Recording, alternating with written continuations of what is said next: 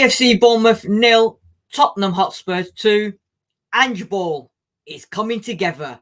Welcome to PRTvSpurs and Paxton Road TV reaction show.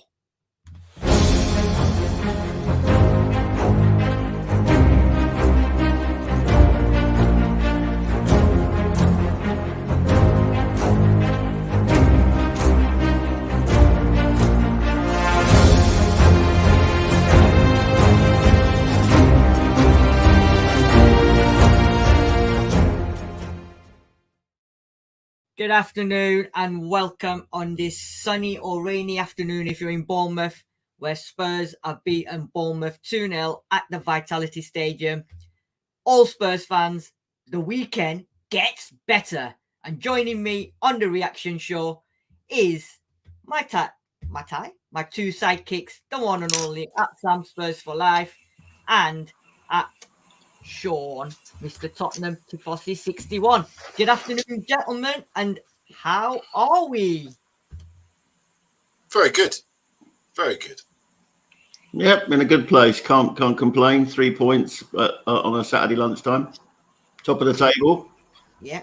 And just in case if people are just tuning in and have forgotten, AFC Bournemouth 0, Tottenham Hotspur 2. Ange Ball is definitely up and running at Tottenham Hotspur Football Club.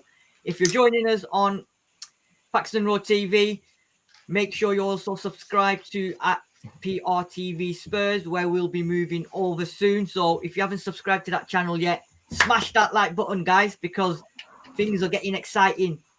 And we'll be here week in, week out with all the reactions, the preview shows, talking points, the ratings, the whole lot. We don't want to miss out, because last season you wanted to miss out, and I don't blame you, because we didn't even want to do the shows. But this season, Ange Ball. And guess what, guys? Angie, come to me. Let me put my arms around you. This was meant to be. And we're all so glad we found you. Less of that, fam. We're going to get our channel pulled down. We're not going to get nothing pulled down. Right, guys. I'm assuming or you get your pants pulled down anyway. Yeah, anyway. Listen, I'm going to make sure we sing that song with the voice of Spurs. Right. You both watched the game. Before we go into the stats and the team lineups and everything, just a quick summary of how the game went, in your opinion. Starting with you, Sam. How did you think the game went? It was a good away performance. I think Bournemouth, give credit to them for actually coming out, as I said to you in the preview show, for them to get rid of Gary O'Neill, who kept him up, who did a fantastic job, for them to go for a manager that was obviously an unknown in the Premier League, meant that they were going for a different style of football. And praise to them, they came out, they pressed, it was quite even in terms of that sort of side of things in the first 5 to 10 minutes, but we quickly got control of it, which is for me is showing that game on game, we're improving in terms of that style of football. And if we play teams like that, who Bournemouth didn't try and drop deep, they created space for us, and that meant that we could play. And as soon as we got to grips with that, played through them, it was a joy to watch. That midfield of ours is, as I said, those players individually are great, but them collectively now, you can see that they're beginning to click, and that first goal proved that. So yeah, very good performance and all. And that starting 11, it's going to be hard pressed for people to get in there at the moment. Yes, I agree. Sean? There's a couple of things we can talk about, but yeah, as I said, I think the starting 11 should be the one that should be starting for at least the next few games. We'll discuss that towards the end. Yep. Sean? Yeah, I mean, there was a time, particularly early in the first half and early in the second half, where Bournemouth had a bit of the ascendancy without really creating many chances. I think Vicario probably only had a couple of saves to make. Things are looking good. It's not often that you can sort of come away from a tough small ground like Bournemouth and have a clean sheet away win. So lots to be said, lots to be discussed. Some negatives, as Sam has indicated as well. But overall, I'm loving the fact that this is the story of the game for me is Ange's substitutions. But I will we'll talk about that later. Yeah. Right. So good afternoon to Dino Dinosaur who's joined us. Good afternoon to NVR5802. David Clark's in the house. Eddie Ryan are in the house as well. We'll get to your comments later on, guys. Right, boys, let's get down to the nitty gritty then. So, like I said, Tottenham Hotspur, Bournemouth 0, Spurs 2, James Maddison 17 minutes, Kulusevski 63 minutes, and there we go. Right, quick look at the table because as always, it's August and we're top of the league. I mean, there's more games to be played this afternoon and this evening, but it's good. And it's nice to see that Ted Rogers 3-2-1, play 3, 1-2, drawn 1, 7 points. We're not going to delve much into this table because, like you said, the table doesn't start showing until around January, December, guys. You agree? After 10 games, you can start looking at the table. I reckon. This is it. So we shall swipe right. There we go. Right. In terms of possession then, 43% to Bournemouth, 57% possession to Tottenham. Sean, agree with that? Yeah, I mean, we had a lot of possession, not necessarily in the final third, I felt. We had a lot of possession in midfield. But, yeah, I mean, it was typical Ange, if we've got the ball, you can't score. It's kind of Ange's philosophy. And, so, we have possession. Credit to Areola. He's a possession coach as well. And, he's crippled with injuries at the minute, to be honest. Even the players that they've bought are injured. So he's going to have to mend and make do. But I'm more than happy with that possession stat. Of course, as you know, the only stats that count, and I think Sam will agree with me, is goals for and goals against, and that's the most important stat today. 2-0. 2-0. I agree. Sam, 57% possession. Are you happy with that, or is this what we're now going to start seeing throughout the whole season under Ange's ball system? We're going to get a lot of possession with obviously Maddison, Basuma, and Papasar as the middle three. As I said, possession is a stat. It's clear that we are a possession-based team now, but the most important thing is winning.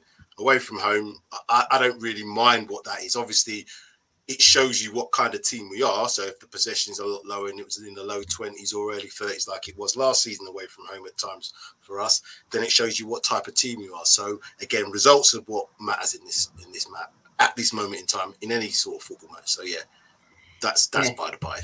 I think, you know what, we've played like Man United, we've played Brentford, we've played Bournemouth now, and we've had, I think in all 3 games, we've had the better possessions in all 3 games. And under this system, I think this is what we're going to see a lot more. But I agree with you guys as well. I think it's just a stat. You can have all the possession in the world, but sometimes, you know what, it's the result that matters in the end. And I think at this precise moment, I can see possession and results coming our way. In terms of, and just to add on to that, if you go into a game, let's say you go and play someone like Arsenal, you play a City, even someone like Aston Villa who likes to keep the ball. If there was 52% and we had 48% and we won the game, it doesn't matter, does it? So it's all about what you do with the ball, where you do, and where you have the most of that possession. And if we're doing it in the final third because our touches in the boxes increased, that's where you want to see the possession stats. And that'll be, if they could do that and break those down, that'll be interesting to see. I don't know if you heard the stat that they were talking about. There was a stat they said in the second half, I think, where they said that amount of touches we've had in the opponent's box already in the 3 games has surpassed what we had in the whole season on average last season. So in 3 games, we've obviously I can't remember the exact stats, but apparently we've passed. So last season we were like, there was a lot of games, weren't there, where we were saying we've not touched the ball in that penalty box or around that area. But clearly Ange's got a system now where he wants that to happen, and in 3 games to surpass the average from last season, that's mental. That's absolute fucking mental, man. And it's criminal. It's going to get better. This is it. It's going to get better. 11 shots to Bournemouth, 17 shots to Spurs with 3 on target and 6 on target. A question to both of you. I'll start with you, Sean. Are we now going to see a lot of shots on target, or a lot of shots in general around the opponent's goals now under this Ange ball system? You know, I don't know. There seemed to be times today where a shot looked available and we didn't take it, and then there were times when the shot wasn't on and we took it. And it's very difficult to say. Certainly, Papasar likes a long distance shot. So does Porro. So maybe we will. You know, this graphic has got me confused because you've got our stats in red and white, which is really doing my head in. And but yeah, it's yeah, we will see more shots because we'll create more chances. You know, and I think, you know, some of the things that I discussed in the comments when you were doing your preview show last night about going around the outside were you know, attention was paid to that today, I think, and we got our just rewards. Yeah. Sorry about the red and white, because obviously the game finished and then I had to do all the stats and everything, and I was just doing it all in, and I've just realised that now as well. But if you look at it, it's red and white because we played Man United last week and they were the away team. That's why I forgot to just switch them around. My apologies to all the Tottenham Hotspur fans who are obviously noticing the colours. Oh, never red, Sid, never red. Never red. No. Oh, hold on, Sam. What's that shirt you got? Only jesting. What do you think of these shots on goal and shots on target now, especially with obviously Maddison coming into the four as well now? I think with the shots, as I've said we are going to see both teams are going to have a lot of shots on goal. It's the quality of the shots that are taken. And I look again, going back to the Man United game, although they had more shots than us, the quality of their shots weren't that great. And the ones that did actually make it were quite easily saved. That was a very similar thing today. I remember Vicario making that good save in the first half, that parried wide. So that was really good. But apart from that, the quality of their shots, I don't think they were troubling to us. So, yeah, provided we win the games and we keep clean sheets, that's what I'm looking for. And I'm more happy with the clean sheets today more than anything else. That's very important. I agree. And I think David Clark here is saying, right, we don't want 70% and above possession because that would mean that there will be plenty of opponents playing a low block, and that's not what we want. Exactly. Do you agree with that? Yeah. Well, I would have said that would be a problem last season, but this season with a team that's brave and is not, you know, is prepared to go into the box. I mean, look at the second goal. That's not a goal that you'd have got under Conte. No. Intricate play on the edge and inside the box. So I think, yeah, that's you know, I'm not concerned about that. I just want us to have the possession because it means that they can't score. Yeah, and as a team now, as a unit as well, I think we're looking good. Maddison seems to be this. I don't know what it is with Maddison, Son, and that, but Maddison now seems to be this player that's urging the players on. He's got that smile on his face, and everybody wants. He's playing out of his skin, and everybody else now wants to play out of their skin. I mean, obviously, it's down to Ange Postecoglou and his training and all his coaching stuff as well. But the players now as well, they're already involved. It's competitive. Yeah. It's competitive nature. It's good-spirited competitive nature within a club, which is what you want in a football team. Conte didn't have that because he didn't give the players their credit. It was all about him more so. He would give that occasionally. But when you're a man manager, you have to get the players to believe. So you have to be able to man manage and get them to understand and be confident. And we've got players with a lot of skill in there. We've always had some players with a lot of skill, but if they're not managed well, they don't want to be playing defensive football. And then their coach is going on record saying, I don't even know why some of them are here, basically. That's not going to inspire any confidence. So when you've got confidence in good players, this is the effect and this is the results you'll get. Yeah, so let's move on to where are we gone? When you're doing this is fun, right? So we're gonna do the team now. We was worried about Maddison not being fit, and everybody was saying it was just a precaution. He played, and the team was the same as last week. So we had Porro, Odegaard, Romero, Van der Ven. Right, guys, what I'm going to do is I'm going to break it down now. Rather than do the whole team, we're going to analyze each one. Vicario's performance, I know there was a lot of negativity after the first game against Brentford. We'll have quick words on each one as we go along. I think he done well today. Even when he had the ball at his feet, there was no panic, nothing. He was spraying it out, holding it, passing it to either Van der Ven or Romero or whoever was there. Quite confident. He had one save, which he should have made anyway. But again, confidence. And we said this last time. He's got to have confidence. Play more games. He'll get better. Sam, happy with the keeper now? Yeah, you've got to try. No, you've got to try and not use words like negativity, particularly with keeper. Like I said, he's a new keeper. Any player that comes from a new league, from another league into our league, has to be given time. As I said to you, there was things in his pre-season that I saw that, provided he gets them sorted out quicker, than because you can't have a keeper going into the season, the defense that we had last year, and be confident. So you have to make sure the keeper is the one that learns the quickest. Richarlison is a different man. We'll talk about him. But he has, and that's the point. He's getting better each time. And when you've got a settled back four, particularly with the centre-backs who don't give up too many opportunities, all I want my keeper to be able to do is distribute the ball well. But when he's called upon, make the saves, because all keep, as Roy Keane would say, if you said to me, was that shot that he saved, if it had gone in, would you have had a complaint? Yeah. So if he made the save, he's done his job. He's just got to do all the other things for 90 minutes if he's not in the game. And that's what he's been doing, and he's improving. And I think that back five, I think that's the back five to go as first team at this point in time. Definitely the strongest back five we've got. Sean, on Vicario, happy? Hashtag my keeper. Yeah.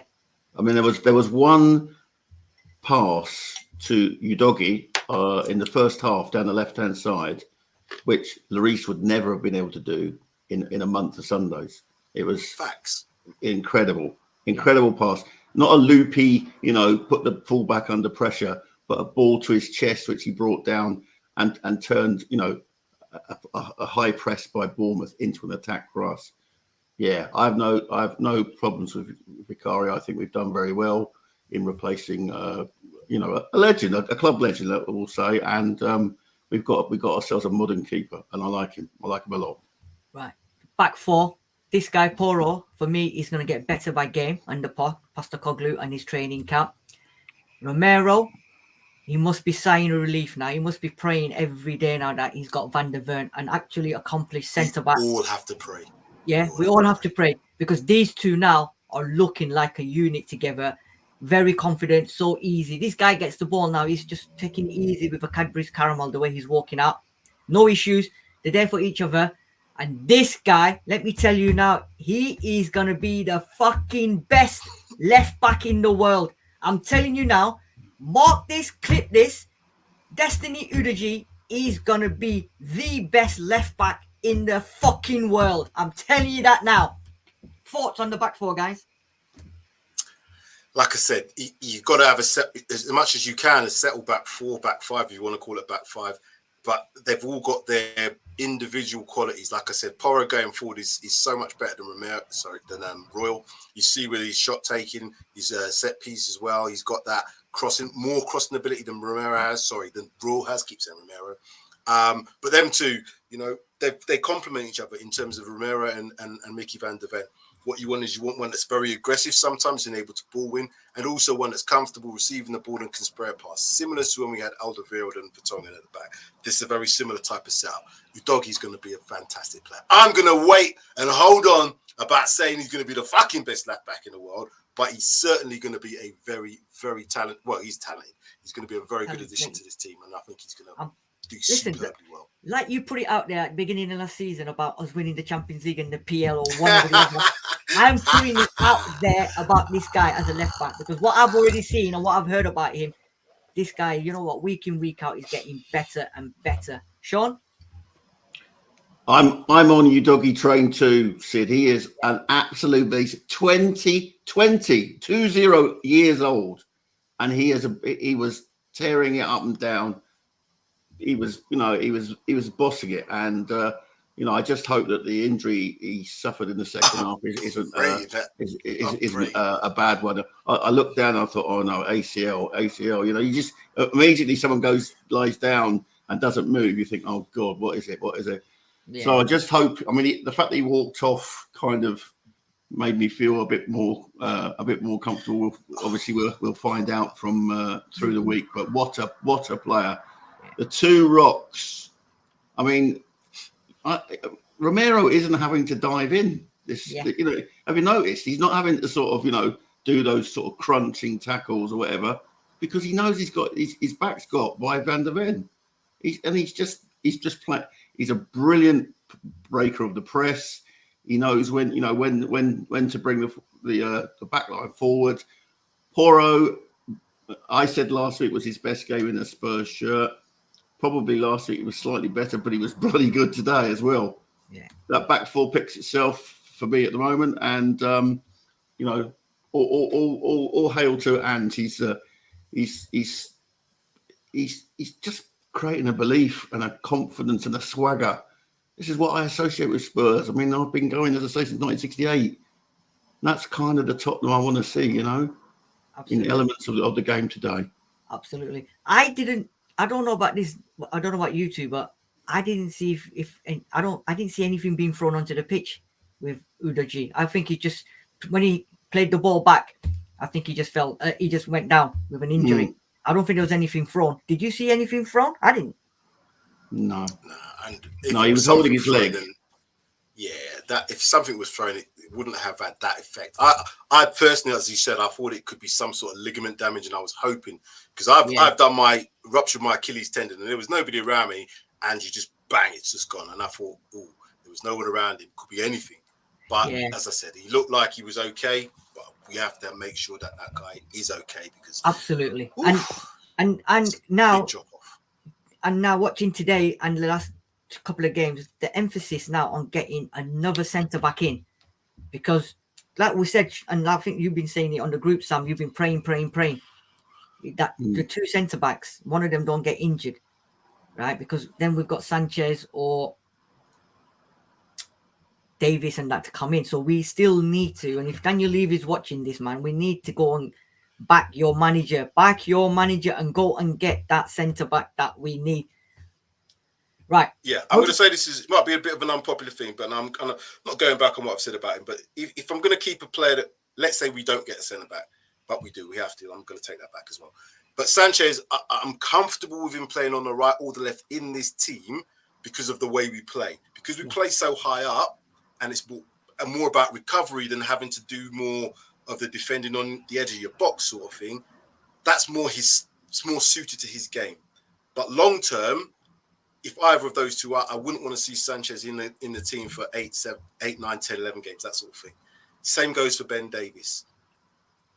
At centre back, he's going to be a bit more of a liability because he's not 6'4" like Mickey Van der Ven is. Left back, not so much of a problem, but we just need to get that centre back in, because if we don't, and one of them two gets injured, and it's a long-term injury, we're not going to be the same team. We just can't. I agree. And about a week and a half ago, I think it was, or 2 weeks ago, I was listening to a certain radio station, and they were talking about midfields, and they were comparing midfields, right? Who's got the best three midfield pairing? And they went through them lot down the road. They went Man United, they went Man City, and then a certain pundit who was there, who Sandra would have scored the goal if she was playing at the time for Spurs. So I'm sure you know who I'm referring to, right? He said Bissouma, Maddison,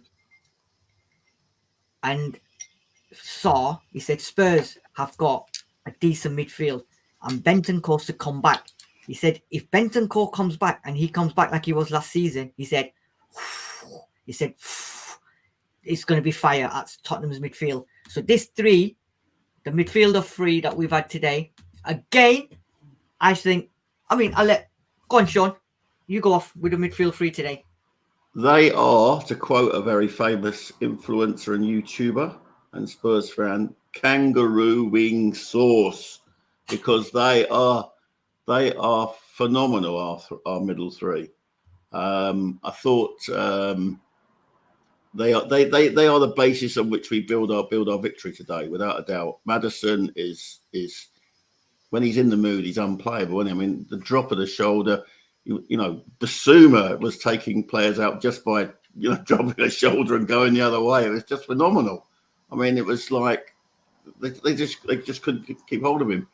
And Sarah's got the energy to burn. He was up and down the field, and a wonderful assist for the first goal. So yeah, I mean, and as you say, if you add, all our midfield players going, from Bentancur, Skip, and Lo Celso, gives us such strength and depth in that area, which is a key part of the Postecoglou plan. So yeah, I'm more than happy. And we weren't mentioned. I remember that there's that pundit who turns up on Talk Sport, Rory Chelsea. He was slagging us off, saying that we were done. Well, I tell you what, we're still above your bunch of expensively collected misfits. So let's see about that come November the 5th, shall we? Yeah, Sam. Fireworks night. Absolutely, Sam. 3 games in now, and the consistency levels doesn't seem to have dropped with these 3 in the middle. No, it doesn't. And you've got, again, you look at them individually, they've all got really, really good traits, really good bits of talent. They can all receive the ball in tight areas, receive on the half turn, beat a player. They can carry the ball. They can dribble past a player. So you have a midfield that's got that dynamic about it. They can rotate. You even seen today that Sar's got that creative element about him, that he can make a slide rule pass, straight ball, curved, angled run, should I say. And those are the things which, if you've got everybody clicking and confident and wanting to receive the ball, I remember last season, players didn't look like they wanted to receive the ball in the middle. And I'm also going to add the fact that if players in this team, they have to want to believe in the system. What I saw today from Hojbjerg, it looks like he wants to be part of that. Lo Celso looks like he wants to be part of that, because you can just see that extra effort level. And if we can get them 2 players playing at a high level, which we know they both can, pushing this lot with Bentancur to come back, that's 6 midfielders in there, not even mentioning Skip. Like you said, it's frightening what the potential is. It's like, I agree, both of you, like what you said, Sean. The way Basuma gets the ball and he just drops his shoulders and he takes them, see you later, and he's so confident on the ball. I mean, that was never a yellow card, in my opinion, ever, on a month of Sundays or Saturdays or a Friday. Papa Sarr, again, seems to be developing more and more, and there were loads of clubs coming in for him in the summer, and big up to Ange Postecoglou for not letting him go, because he's seen something in him and he's trusting his himself, and he's now getting the benefits from Papa Sarr. And as for Maddison, we all know how good he was. David Cock claims that we should have all listened to him many years, time ago, but the quality he's got, I'm telling you now, I think for £40 million, he could potentially be the buy of the summer.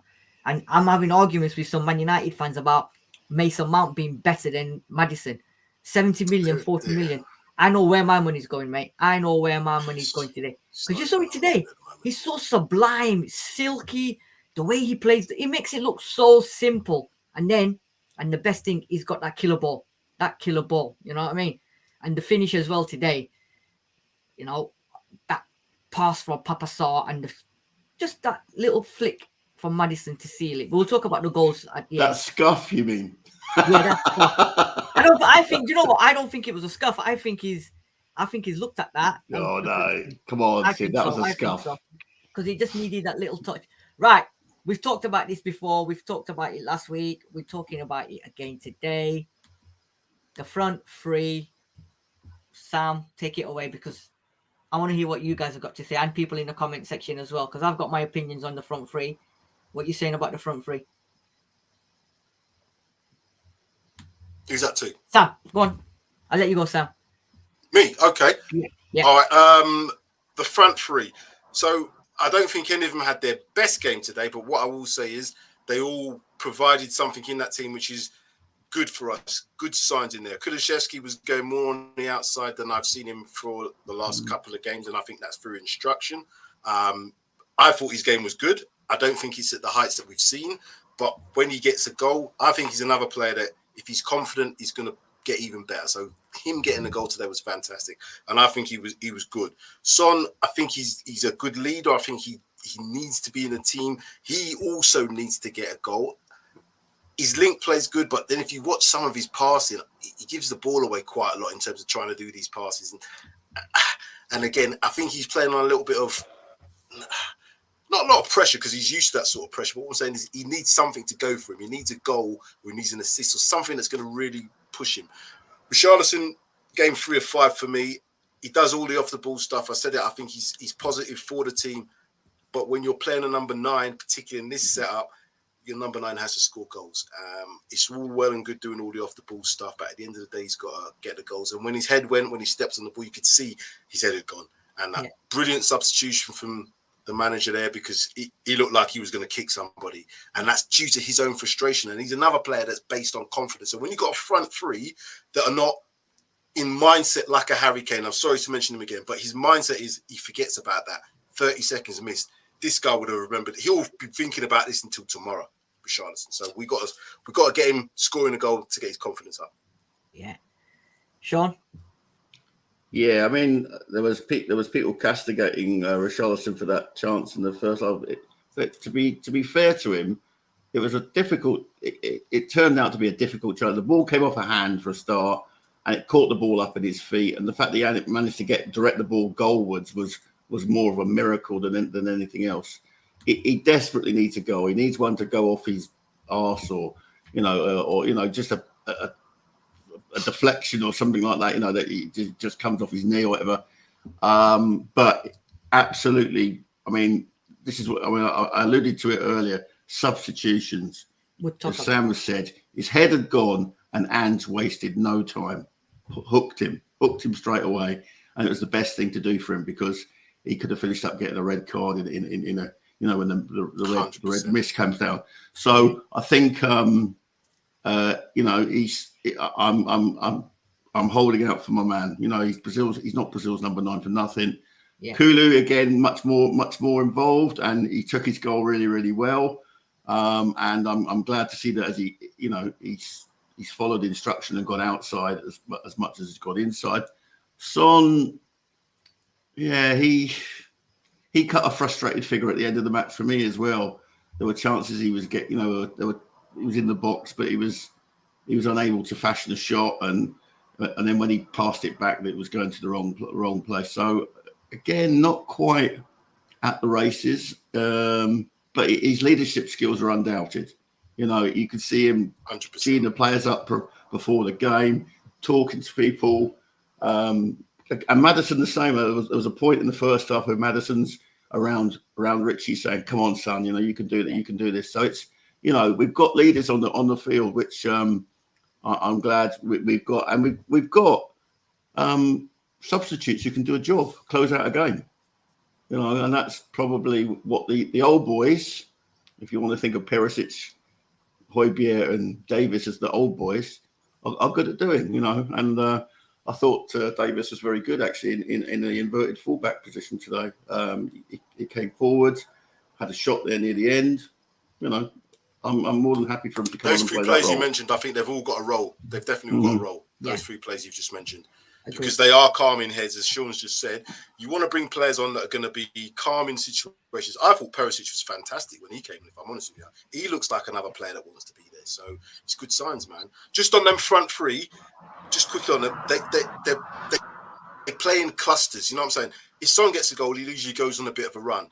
Richarlison's the same, and even Kulusevski. What you want is them to have that clusters at different times, so they still have the goal scoring. They're all kind of in that sort of moment now. Whereas, you need a consistent, someone's going to score every other game, who's going to score a hat-trick maybe on that 3rd game. And he's going to be, after 10 games, he's already got 5 or 6 goals. We're going to have to hope that these guys come in their clusters, and then over the season, they're going to be like, clustering at different times, because we can't have them all 3 not scoring, because they ain't scored, apart from Kulusevski today. That's the first to have scored. So, yeah, we need our front 3 to do their job soon. Yeah, with Richarlison, I think it's a confidence thing, and I agree with both of you. He just needs that goal. Doesn't matter how it comes or where it comes. But alarming thing is obviously that when he tread on the ball and then he lost it, and then he got a yellow straight away. because to be fair, he should never ever have tread on that ball. It was played in front of him, simple ball. I don't know. I mean, that's just lack of confidence. And then he lost it, and you know, you got a yellow straight away, and then you're going to thinking to yourself, you know what, this guy now is going to get into that loophole now where he's going to end up doing something stupid. And Ange, being Ange, you know what, took him off straight away. So fair play. But you've given him 5 games. If he doesn't score in them 5 games, I'm even, you know what, I'm thinking by end of next week, before the transfer window finishes, we're going to have to do something, because if he's going to keep getting taken off, he might turn around and say, do you know what, I don't want to be here, because if this is how it's going to be, yeah. But I don't think he will. But we still need to get a replacement, because this Velis guy now, from what I'm reading and hearing, Postecoglou saying that he's one for the future. He's not going to be getting any game time anytime soon. And I've read somewhere that there's a couple of loan options, but he doesn't want to leave on loan, but he might have to. So for me, that number 9 is going to be a big, big problem. Son today, I think, had a better game, but I agree with what both of you said in terms of when he needed to shoot, he didn't, and then he played the wrong pass or stuff like that. Again, lack of confidence, but I think that will come. I'm with David on this one, right? On Kulusevski, because Kulu, I'm sorry, is just not convincing me. Solomon needs to replace Kulu. I don't know about Solomon, maybe Perisic as well, but 3 games now, and I'm not overly convinced by Kulusevski. Yes, he got the goal, right place at the right time today, but there's still things that I think he should be doing, which he's not doing, i.e. he's not going as much on the outside. I mean, there's one incident, I don't know if you saw it in the second half, where he got played through. This man's got no pace, man. There was anybody else, right, with pace would have gone on and scored that goal. But he, being in the middle man on goal, then he decided to take it to the right, and then whatever we done. So for me, the jury's still out on Kulusevski. Maybe if we doesn't start a game, maybe someone else comes in, maybe use him and then try and get his confidence back. I'm not too sure. But I agree with both of you on the front 3. They need to start. Something needs to start happening. And I think, Sam, what you said, if Son starts scoring, I don't mind. And then if he stops and then Richarlison starts it, I don't mind. You know what I mean? But something needs to start happening, because we're going to get bigger and better games. I think Arsenal being in about 2 weeks' time, where we're going to start needing these lot to start delivering, and every chance that's going to be given, they're going to have to take. That's my opinion on these. Right. Last season before, was it 70 minutes, 80 minutes before we even thought about a substitution? But Postecoglou this year, no matter what, if, like we said, Richarlison wasn't doing well, head gone, straight away now, he's replacing the players. So Perisic came on and Højbjerg came on for them too. So, you know, we were saying about this like-for-like substitutions. It wasn't a like-for-like substitutions, was it? He just tweaked the system. He put Son up top, Perisic on the left, and then Højbjerg slotted in where Papa Sarr was. Then he made another substitutions in Lo Celso and Skip. I think Maddison for precautions, Bissouma because he was on a yellow. And then Udogie got injured, so he brought on Ben Davies.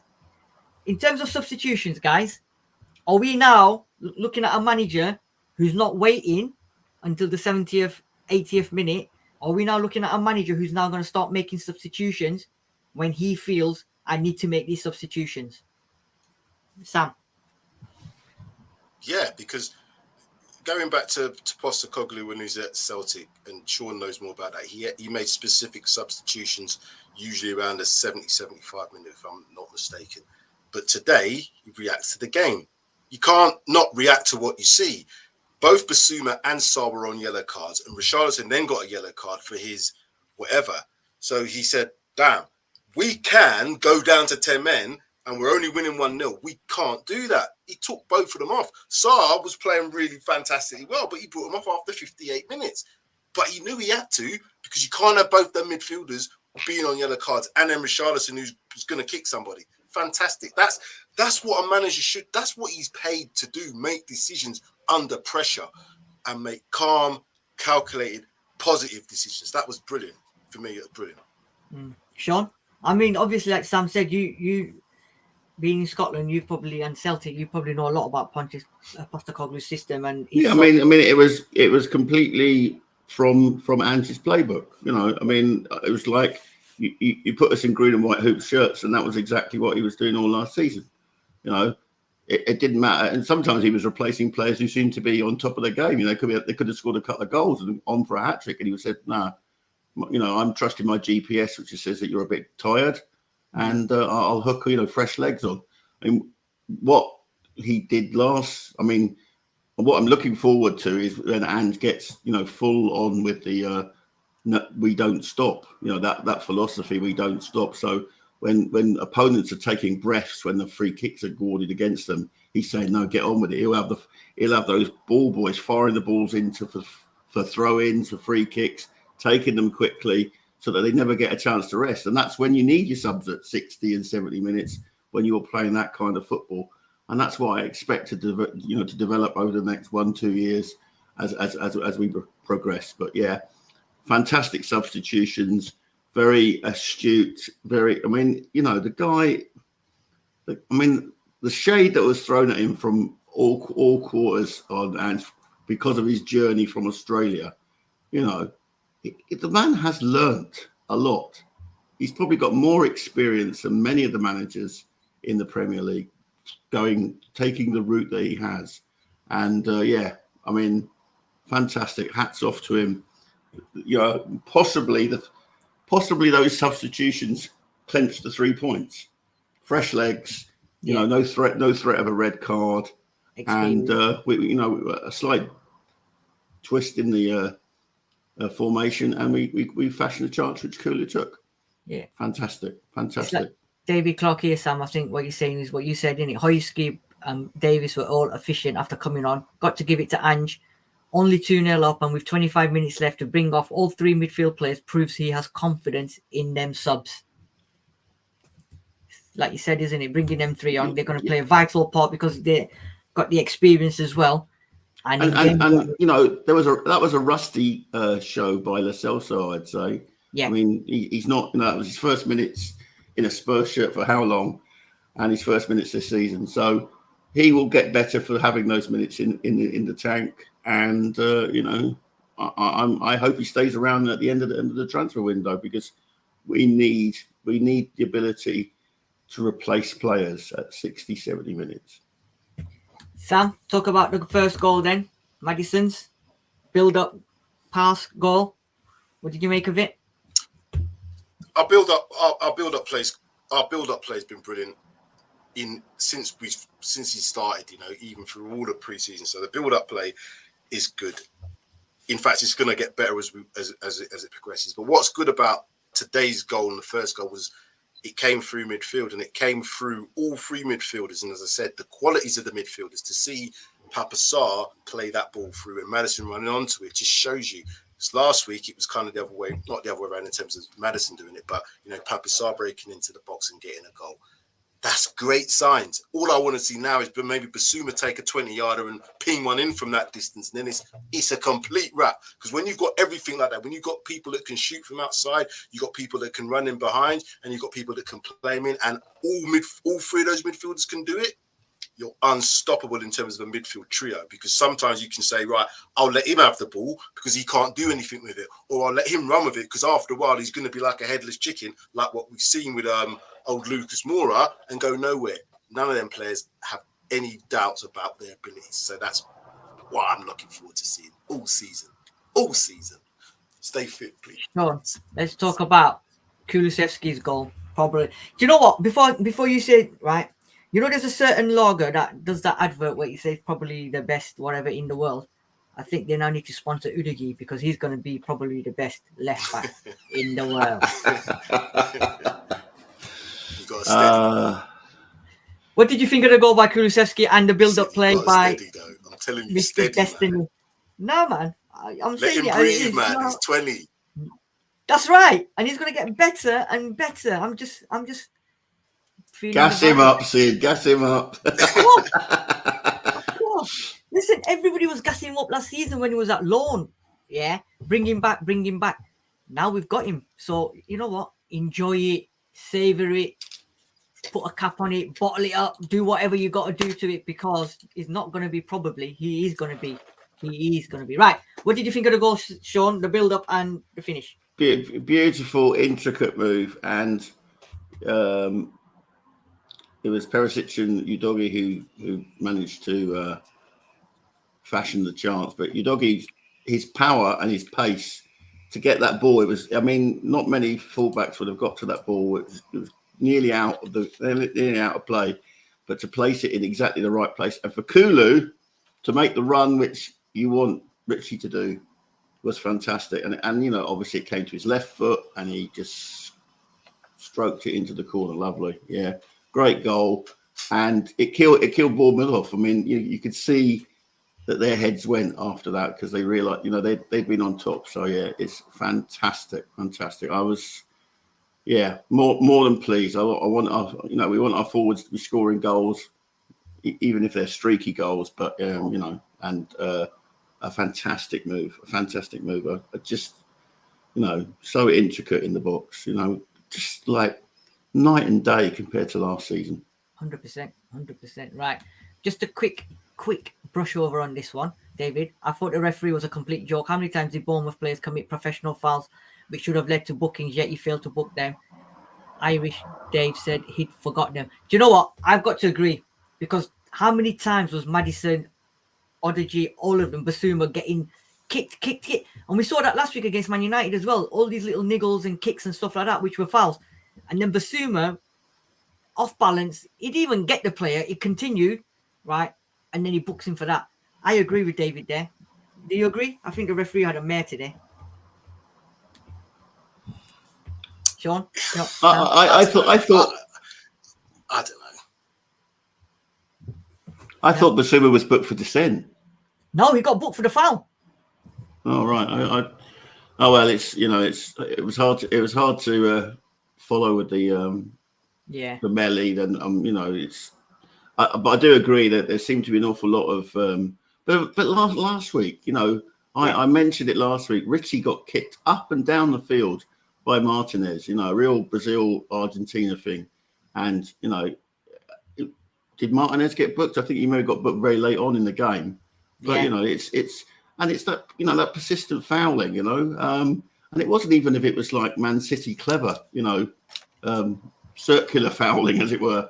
It was the same player but doing the same challenges. So but referees have not exactly covered themselves in glory this weekend with the admission by Mike Dean that he covered up for his pal in VAR.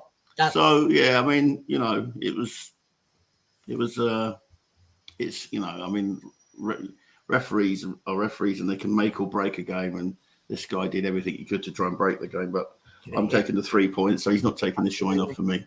So it's 3 games, 2 wins, 1 draw. We've scored in every game. But the most important thing for me, it's not boring football anymore. I'm enjoying watching Spurs. I'm not getting carried away, but I am enjoying Spurs. You are getting carried away. Oh yeah, with the left back. Yeah, man, you were getting way carried away. Just steady on him, fam. Steady. Just steady on him. I'm with you, though, Sid. I'm with you, Sid. You carry on. If you're just joining us on stream, whether you're watching it on PRTvSpurs, subscribe, like, make sure you're following that, or PRTv. Just in case you missed it, Destiny Udogie is gonna be the best fucking left back in the world. I'm telling you, and I'm not smoking anything. I'm telling you now, right, guys? There's so much because he's 20. He's, like I said, there's a lot in football that can happen. Like I said, Trent Alexander at one point, I was thinking this guy, but he had a bit of a dip and then he's had to come back. So there's a lot that can happen in your career when you start off at 20. So that's why I'm just like, hold on. If you're talking about Maddison or Basuma, different matter. 26 years of age, yay, you go for it and be the best you can be, because I think you've got there. But the doggy, I want him to go through a few things first. I believe. I'm telling you that now. I believe. Destiny. He's got the talent to do it, though. He has got the talent. Yeah, absolutely. Right, guys. So, final thoughts on the performance, and we've got 3 games next week. How we move on, and we've got 7 days for the transfer window as well. So final thoughts on the games, Sean? Very competent, professional performance, led from the bench, but supplemented by some sublime midfield plays and 2 well-fashioned goals. I'm more than happy, and I'm currently the supporter of the team at the top of the table. So I'm happy. All right, it's early days, and we have got the best left back in the world. You mans, I'm telling you. Just and we've also got the sauciest midfield in the Premier League. Do you know, there's a certain films in the 80s, if you remember, with Jim Carrey. You remember that film in the 80s with Jim Carrey? The Mask? What did he say? Smoking! That midfield is smoking. Sam, final thoughts? Yeah, the team's improving week on week. It was great for me. The best thing about today was keeping the clean sheet. I think that's going forward is critical, particularly when you play the tougher teams. But away from home, we've played 2 games away from home, picked up 4 points. That's good. That's all good. That's all positive signs. We do need to get this transfer window, and I'm hoping that if we can only get 1 player, we get a centre-back. It has to be a centre-back. But if we don't, we'll have to manage it somehow. But we'll have to hope that we have the main bulk of our players stay fit, and that should be possible because we haven't. Oh, we've stopped. We've lost him. I think. Yeah, I agree, and I think with the defender in question, I think from what I hear, or if you read the rumours or whatever, Tosin is being linked to Spurs, but they want Dyer, so they're looking at a maybe potential. What do you call it? Swap deal and some money as well. So I don't know. We'll see what happens in that on 7 days. Just a couple of one from that commentator. Just letting you guys know United are losing. I don't. Yeah. Doesn't mean anything. Anything. Sorry, this one from Jews Nuts. I totally agree with you, Jews, on this one. I love Maddison's piss take with the Bournemouth fans. 26 minutes when he spotted the ball for a corner off the line, and then he looks at him and he smiled at him. I thought that was absolutely brilliant from James Maddison, having a little bit of banter with the fans, and also at the final whistle, that lucky little boy, I think it was, who got the Maddison top at the end as well. So fantastic. He's also saying here, Ange ball was amazing. The through balls, perfect. Bissouma. There we go. Yeah, it wasn't David linked with Tottenham. He was, but too expensive. Yeah. And that commentator here is saying, look, Bissouma, Maddison, and Udigi ruled. Right, Sean, Sam, I think we've lost Sam. He froze. And I think he froze on saying that Udigi was going to be the best left back in the world. Don't put words in the man's mouth, Sid. You know he feels it, but he can't bring himself to say it. I know, because after what he said last season and it didn't come to fruition, I think he's holding his words in. But I'm telling you, on the group, watch him. He'll be on it. But Sam, Sean, thank you very much for joining us. No problem. Thank you, everybody in the comment section. Thank you for your comments as well. Hope we covered you all. David Clark, Maddison, that's all we'll say. Make sure you're subscribed to PRTvSpurs, which is going to be the new Paxton Road TV channel where we'll be moving over. So if you haven't already subscribed, make sure you subscribe. We'll be back tomorrow, I think, or Monday. Judge Jodi's doing the player rating. So yeah, the judge is in the house tomorrow. Judge is in the house. So make sure you join in and help put your marks out of 10 for the performance of the players. Fulham on Tuesday night. Sorry? Fulham game on Tuesday night. Top game on Tuesday night. So there will be a stream for that as well. So make sure you come and join us for the preview and the reaction show. Hope you have an absolutely wonderful weekend, because I know I am now, because we've won.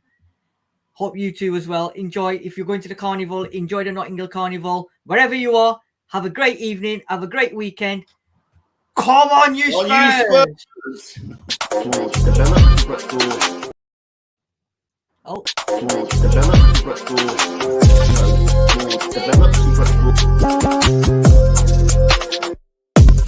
Develop.